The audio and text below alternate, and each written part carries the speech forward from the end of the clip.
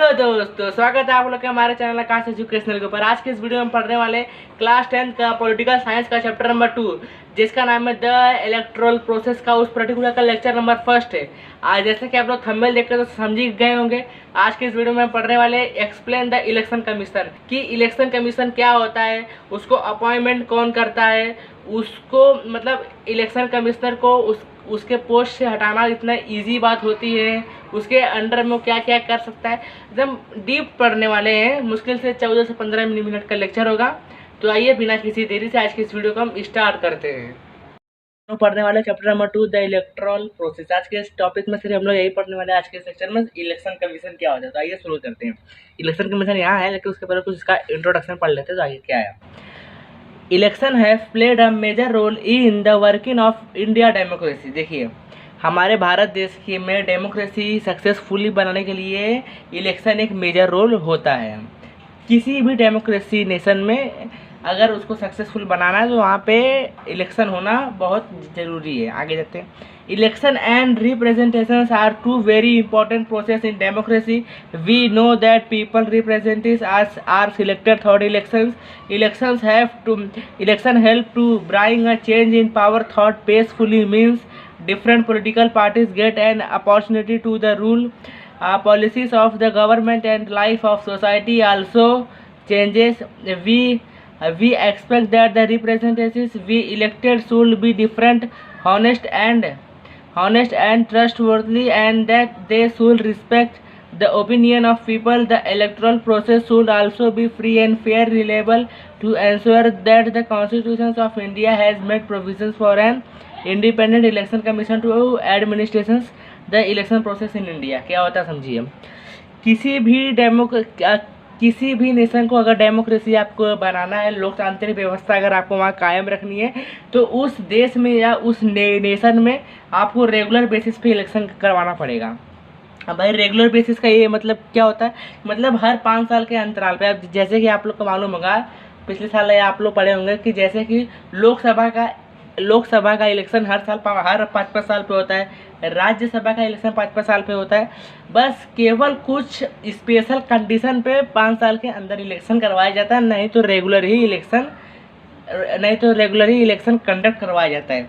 Elections होने के फ़ायदे क्या होते हैं, आप लोग ये बात आप लोग एकदम ध्यान से सुनते चलिए, नोट भी करते चलिए, क्योंकि एग्ज़ाम में आ सकता है।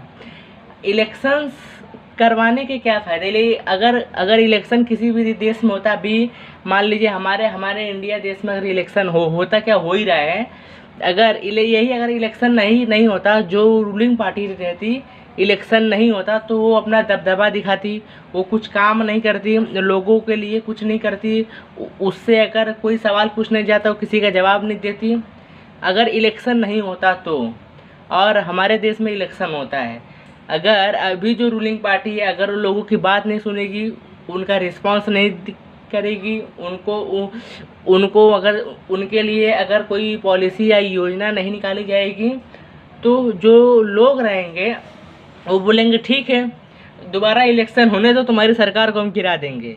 तो यही तो इसलिए इलेक्शंस होना भी बहुत ज़रूरी है, क्योंकि बहुत सारे पॉलिटिकल पार्टीज़ को मौका मिलता है पावर में आने के लिए, क्योंकि बहुत सारी पॉलिटिकल पार्टी ऐसी है कि जो लोगों का भला करने चाहती है, मदद करने चाहती है, लेकिन वो पावर में आ ही नहीं पाती कि लोगों का भला कर सके, मदद कर सके। तो वैसे पार्टियों को पावर में लाने के लिए इलेक्शन होना कंपलसरी है।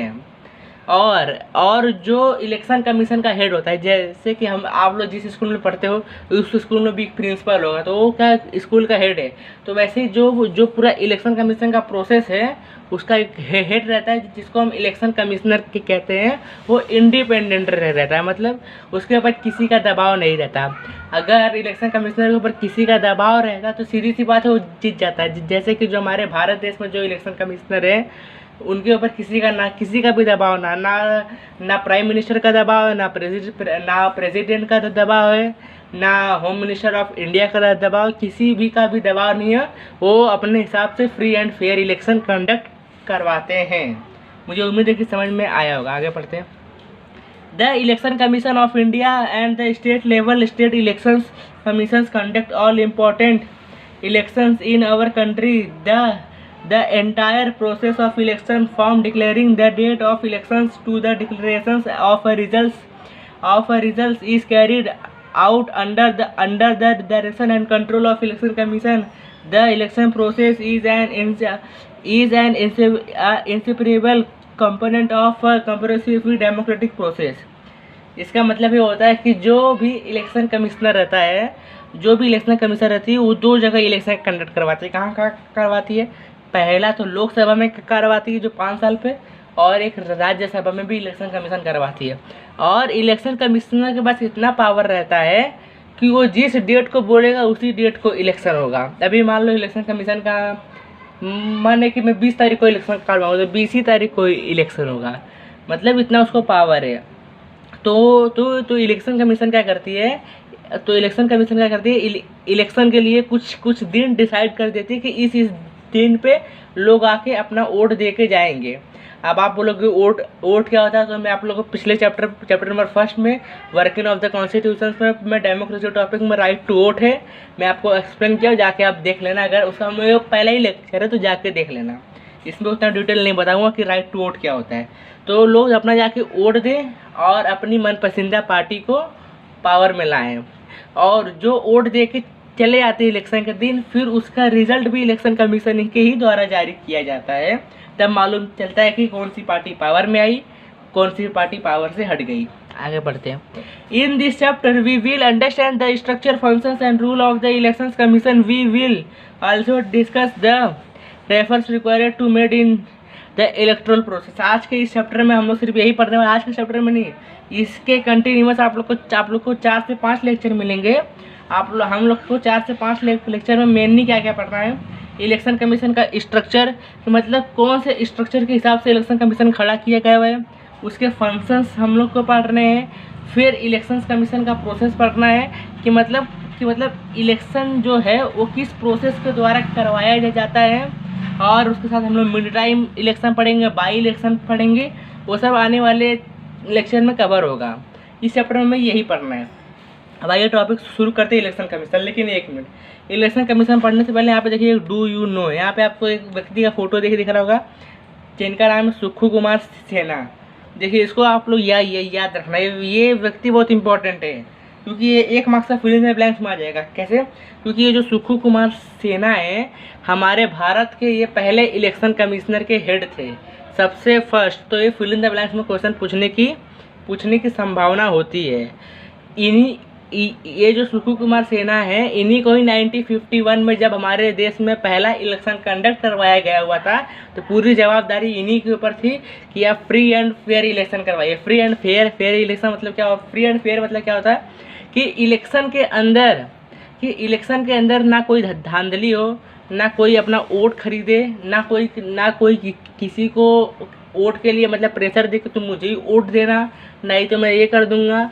मतलब ये इसी को बोलते हैं फ्री एंड फेयर इलेक्शन करवाना। तो पूरी जवाबदारी सुक्खू कुमार सेना के ऊपर थी। और आइए इनके बारे में कुछ और हम इनका बैकग्राउंड जानते हैं। तो ये 1921 में ये सिविल सर्विस में काम करते थे, जब हमारा भारत देश ब्रिटिश के गुलाम में था। तो ये 1921 में Indian civil service under the British rule में काम करते थे। सिविल सर्विस मतलब जैसे कि आज के डेट में आप लोग देखते होंगे IAS officer, IPS officer, DSP, SP, ये सब जो लोग रहते हैं आज के समय में UPSC एग्ज़ाम दे के आते हैं। तो UPSC का फुल फॉर्म क्या होता है? UPSC का फुल फॉर्म UPSC का एग्ज़ाम दे के आते हैं। UPSC का फुल फॉर्म ये होता है union public service commission of India. लेकिन जब हम गुलाम थे उस समय कोई union public service of commission नहीं था, सिर्फ Indian civil service under the British rule था। तो मतलब ये एक IAS रैंक के अधिकारी थे, IAS IPS रैंक के अधिकारी थे। इन्हीं के ऊपर जवाबदारी था कि भैया तो ही इलेक्शन करवावा, तो इन्हीं को इलेक्शन करवाना था, वो भी फ्री एंड फेयर इलेक्शन। मुझे उम्मीद है कि समझ में आया होगा। भाई ये टॉपिक इलेक्शन कमीशन स्टार्ट करते हैं, बस 5 मिनट में लेक्चर हो जाएगा ख़त्म। In India, the election commission is central to the process of election. Art 324 of the Indian Constitution has established the autonomous body which consists of one chief elections commissioner head to other commissioner। देखिए ये बताया गया हुआ है हमारे Indian constitution के act में 324 में ये बताया गया हुआ है कि एक तो इलेक्शन कमिश्नर हेड रहेगा, जो मैं आपको बताया जिसको हम लोग इलेक्शन कमिश्नर कहते हैं, लेकिन उसके अलावा 2 और रहेंगे। अभी जैसे देखिए, अभी फॉर एग्जांपल समझिए एक हेड है, उस हेड के नीचे 2 लोग रहेंगे, फिर वो दो लोगों के नीचे पूरी टीम रहेगी।